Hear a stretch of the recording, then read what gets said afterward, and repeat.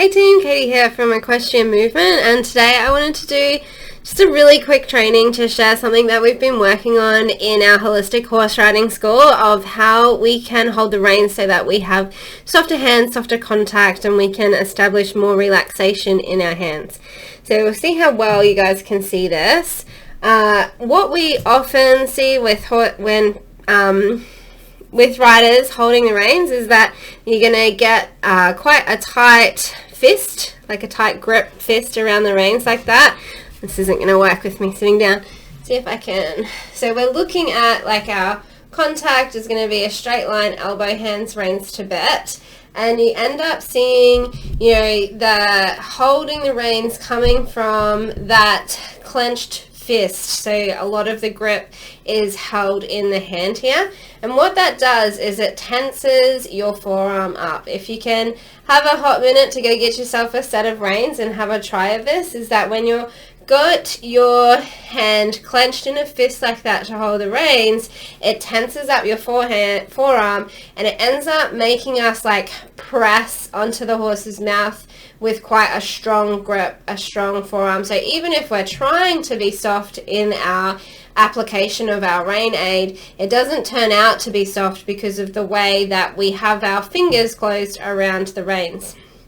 So instead of that, what we've been working on in the school is you want to just use your thumb and your forefinger to pinch the rein, to hold the rein in place with just your thumb.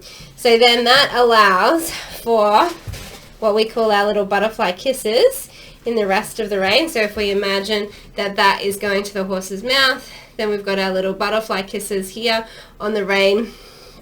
And so when you're holding with your thumb and your forefinger and you've got relaxation in the rest of your fingers, it softens the rest of your arm off and allows you to apply a softer and a more subtle contact to the horse's mouth, and you can do some more subtle just tapping of the rein if you're looking at trying to ask them to do something. So let's say we're going to ask them into a turn, and we can just like tap the rein with our little butterfly kisses and say, hey, something's about to change, we're about to do something different, and then you can cue them into that change and then put your leg on and ask them to follow.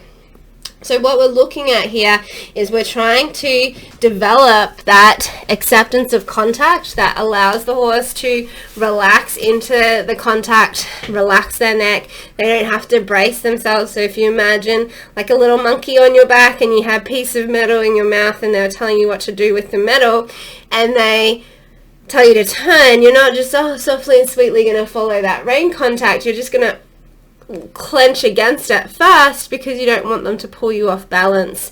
So what we're looking for with our fingers is we want those little butterfly kisses that are going to just indicate to the horse that something's changing, and we're just doing those little butterfly kisses to say we're going to do something. And then you can use your legs and your seat and your body, and then if they need more, then we're going to apply a soft rein contact.